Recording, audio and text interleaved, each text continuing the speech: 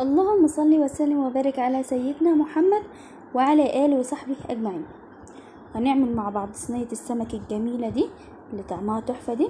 هنعملها مع بعض في الفرن بطريقة اقتصادية جدا وسهلة جدا جدا جدا.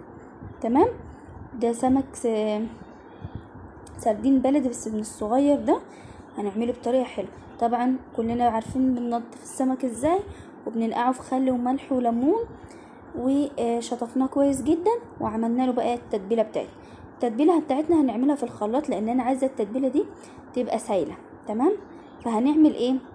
معايا هنا توم، طبعا زي شكله شايفين متنضف وجميل ازاي، مفيهوش اي حاجه. هجيبنا بقى الخلاط بتاعنا، هحط فيه قرن فلفل كده حامي، وكمان عليهم نص راس من التوم. هحط هنا كمان 3-4 معالق كده من الخل عشان خاطر يتضربوا في الخلاط. وكمان انا بصراحه ما لقيتهمش هيتضربوا حلو، فزودت عليهم 3-4 معالق كده من الميه وضربتهم كويس. فضيتهم في طبق، وهنحط بقى نعصر عليهم ليمونتين 3 كده.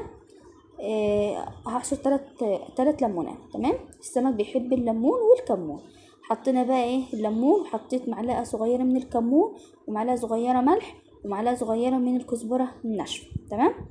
وحطيناهم كده على السمك. انا ما عملتش واحده واحده، كبيتهم كده على السمك وقلبتهم كده في بعضه. تعالوا بقى نعمل في الصينيه التتبيله دي: طماطم، جزر، بصل، شبت، وكمان ليمون متقطع كده شرايح. تمام.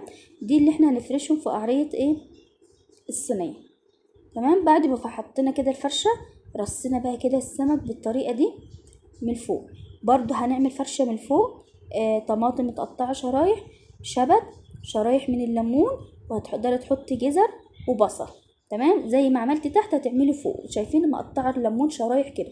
وهحط معلقتين 3 كده زيت على الوش. دخلتهم الفرن، ما خدش وقت كتير في الفرن، هي دوب من ربع ساعه لتلت ساعه على نار هاديه، يعني مش هاديه قوي، يعني نار وسط.